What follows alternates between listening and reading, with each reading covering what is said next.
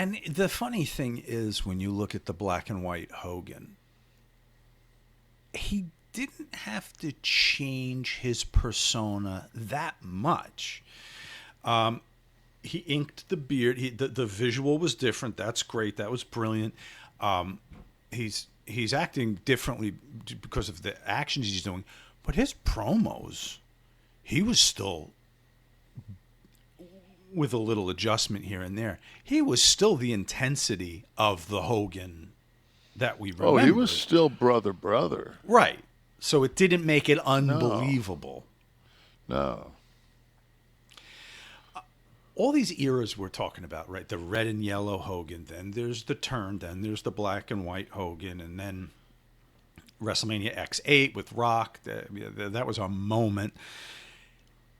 He's been evergreen in the business. He's been front and center, prominent, and not just like representative of the business, in the mix. Who do we have to thank for that? Is it the people in creative? Is it Terry's business sense? Is it both? How has he remained relevant for 40 years? I think that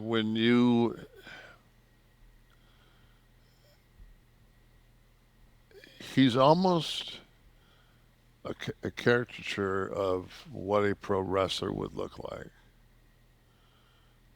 You know, like he was like I was watching one of the tribute things, you know, and like man, he when he was at his biggest, like, and the thing is, like, that man put in as much time in the sun as he did in the gym because there wasn't, you know, I mean, there was Diaderm back then and a couple other products for bodybuilding, but it wouldn't give you, like, when you saw Hogan, man, like, he was dark. He's Yeah. always dark. Like, he always had that tan. So, and it was always crazy because he was always from Venice, California, Mm-hmm. you know. But he was always just a bass player from Clearwater.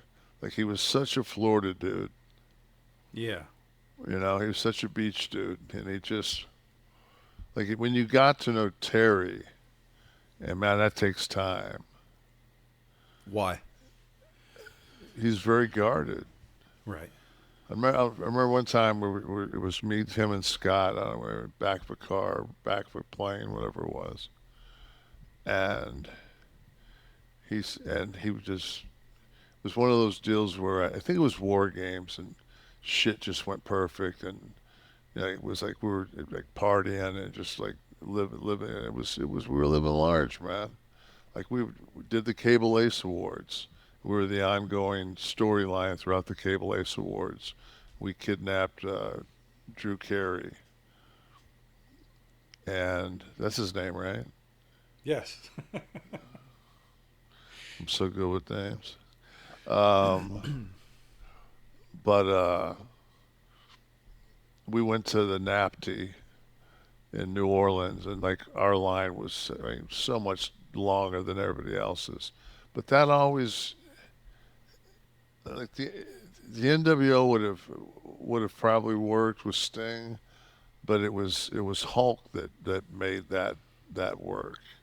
It was that, and Scott and I never didn't appreciate the Hulk rub Mm-hmm. because once you got the rub, you can't take it away. Right. Like, all it does is make you more money because now you're bowing up against them or whatever, and it's just like. But I remember he looked over at it just like matter of factly with those blue eyes that were always bloodshot. It wasn't because he was partying; it was just because they were always bloodshot. Probably a tanning solution in them. And he said, "You guys got to realize, man." He says, "I've been in this business a long time. And he said for a lot of those years, he said people got in a long line and just sat to get underneath the Hogan tree and hope one of those golden apples fell in their hand, like they could have a run with me and make the most money that they ever had in their life. Yeah. Because that's what happened with Paul Orndorff.